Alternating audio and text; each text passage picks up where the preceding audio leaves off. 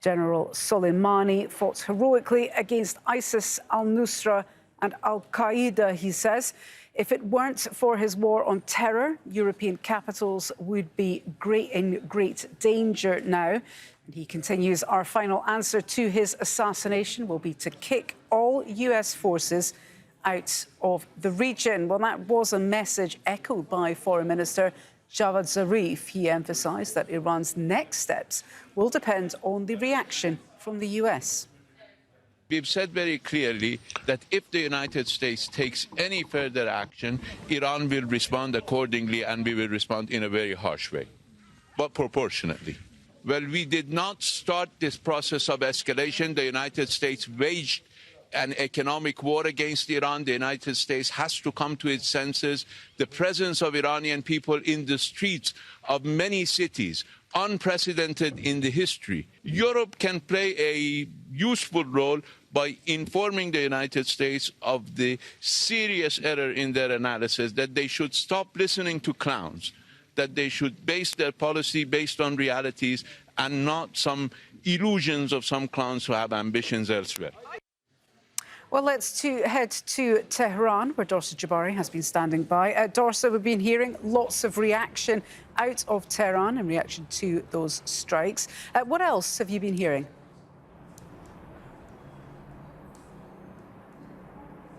Well, the foreign minister we just heard from was at the weekly cabinet meeting. We've also heard from the defense minister, Ahmad Khatami, who expressed his views. He said that the Revolutionary Guards carried out what was their duty, essentially. He thanked them for their service.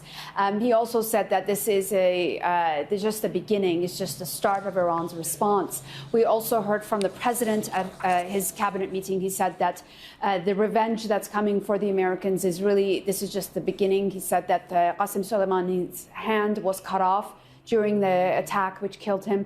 Now it's time to cut off the legs of the United States in the region, in the Middle East. He said that the price that they will pay for killing Qassem Soleimani is they have to leave this entire region altogether.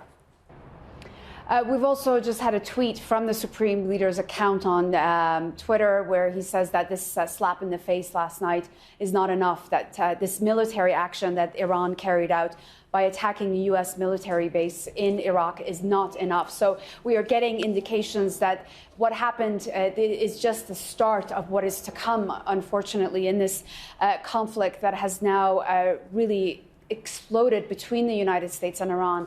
And the latest developments just indicate that there is more to come between the two sides in this region. OK, Dorsa Jabbari, for now, thank you. Well, Twitter, of course, President Trump's preferred form of communication. Let's get more now from Gabriel Elizondo, who's live in Washington, D.C. Gabe, first reaction from the president, responding on Twitter that all is well. What can we read into this?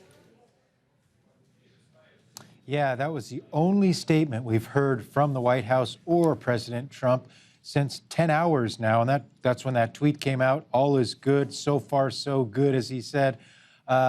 I think what we can read into that is really one thing, is that that tweet came out after he met with his war cabinet, Secretary of Defense, Secretary of State, Joint Chiefs of Staff, and the immediate aftermath of the attack in Iraq. I think that what this tweet by the president basically is basically a pause. He wants to pause right now on the situation, slept on it throughout the evening. No American troops were killed. I think that was very critical. I think if American troops were killed, we'd probably be having a much different conversation right now. Although his tweet from late Tuesday is probably less important than what we're going to hear from President Trump in the coming hours. It is a little after 7 a.m. here in Washington, D.C. It's been quiet throughout the evening, but expect that to change very soon. We're expected that Trump is expected to either release a statement or make some sort of press conference or address the situation of the missile strikes at some point in the coming hours here Wednesday morning in D.C. What he says will be absolutely critical. It is his moment, perhaps, either to be a little conciliatory and maybe indicate that he will be taking a more diplomatic path, or we could get a sense of he might be, with more of his bellicose language, maybe indicate that he will open the door to retaliating again against Iran. We just simply have no idea. So that'll be critical. We're also going to be watching two other things in Washington this morning. Number one is more information from the Pentagon. We've heard no information throughout the evening on exactly what their damage assessment was, on what kind of damage was done to any military infrastructure on those two bases. So we expect to hear from the Pentagon. Also, key members of Congress might be briefed by administration officials on the attack at some point this morning as well. So we might get more information there. Well, speaking of other members of Congress, what sort of reaction have we been hearing from those around the president? We know the Secretary of State and the Defence Secretary say they both want to de-escalate this crisis. Are they all speaking with one voice? Well, they did say they want to de-escalate the situation, but they said that earlier on Tuesday before the missile strikes, and so we have not heard from them since then. We also did not hear from a lot of members of Congress either after the missile strikes took place, probably because it was a little late in the evening on Tuesday by the time it pretty much all ended. However, we did hear from Lindsey Graham, a very hawkish anti-Iran member of the Senate, who is also a very close advisor to President Donald Trump. Listen closely what he had to say late Tuesday night. The missiles were launched from Iran at targets inside of Iraq, housing U.S. military personnel. The president has all the authority he needs under Article 2 to respond, and how he responds is yet to be determined, but he has that authority to respond. It was an act of war by a regime for the last 40 years. It's been a cancer in the Mideast. When they say they want to destroy Israel, they're not kidding. They're the largest state sponsor of terrorism. Now, Trump is probably going to have two groups of people whispering in his ear. On one side, you're going to have people probably such as Lindsey Graham encouraging the president to strike back again, to retaliate again against Iran and to strike something there. That's one side that you just heard.